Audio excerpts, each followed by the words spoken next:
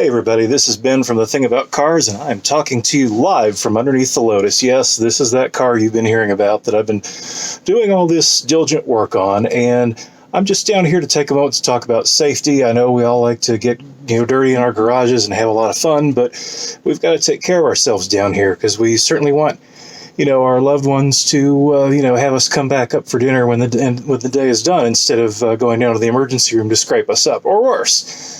So when you're underneath your car here, safety glasses are a very good thing to have on. I know you usually probably wear them during other times when you're working on your car, but down underneath here, they're especially important because all kinds of things that might drop in your face. You could be up here working on something, your tool might slip and hit you in the face.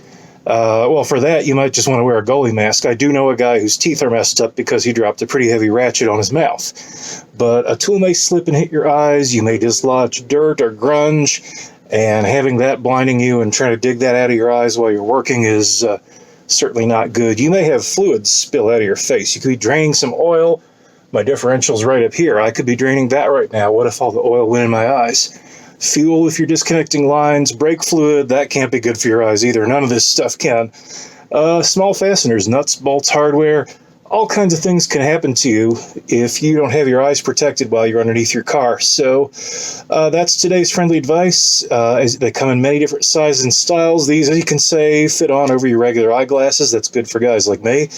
There are other kinds that just look like regular glasses if you don't need to wear regular ones. You can get prescription ones even.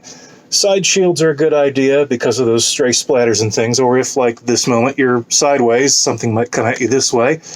But yeah, when you're down underneath your car, wear your safety glasses and just be safe in general. We could cover all kinds of other safety topics, but that's today's little thing. So be safe, enjoy, and happy wrenching.